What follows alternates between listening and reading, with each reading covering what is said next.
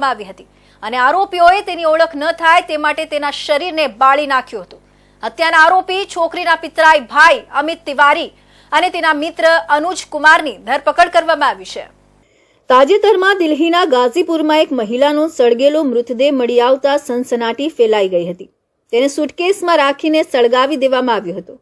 તપાસ દરમિયાન પોલીસને જાણવા મળ્યું કે મહિલાનું ગળું દબાવીને હત્યા કરવામાં આવી હતી અને તેનો નિકાલ કરવા માટે તેના શરીરને બાળી નાખવામાં આવ્યું હતું। પોલીસે જણાવ્યું હતું કે હત્યા કરાયેલી 22 વર્ષીય યુવતી શિલ્પા પાંડે તેના પિતરાઈ ભાઈ અને ગુનાના હત્યારા અમિત તિવારી સાથે 1 વર્ષથી લિવ ઇન રિલેશનશિપમાં હતી। પૂછપરછ દરમિયાન આરોપીએ પોલીસને જણાવ્યું કે શિલ્પા તેના પિતરાઈ ભાઈ અમિત પર લગ્ન માટે દબાણ કરી રહી હતી, જ્યારે અમિત છેલ્લા 1 વર્ષથી શિલ્પાથી છુટકારો મેળવવાનો પ્રયાસ કરી રહ્યો હતો। 25 જાન્યુઆરીના રોજ અમિત ખૂબ જ નશામાં હતો। તેનો શિલ્પા સાથે ઝઘડો થયો અને તેને તેનું ગળું દબાવી દીધું। ઘટના પછી મૃતદેહનો નિકાલ કરવા માટે તેણે તેના મિત્ર અનુજ કુમારને ફોન કર્યો, જે વ્યવસાયિક કેબ ડ્રાઈવર હતો। અમિત પશ્ચિમ ઉત્તર પ્રદેશમાં મૃતદેહનો નિકાલ કરવા માંગતો હતો। તે અનુજ સાથે તેની હ્યુન્ડાઈ વરના કારમાં રેકી માટે નીકળ્યો હતો અને 2 જગ્યાએ તેની પણ તપાસ કરવામાં આવી હતી। તેથી તેણે નજીકમાં જ મૃતદેહનો નિકાલ કરવાની યોજના બનાવી। આરોપીઓએ ગાઝીપુરના એક પેટ્રોલ પંપ પરથી 160 રૂપિયાનું ડીઝલ ખરીદ્યું હતું।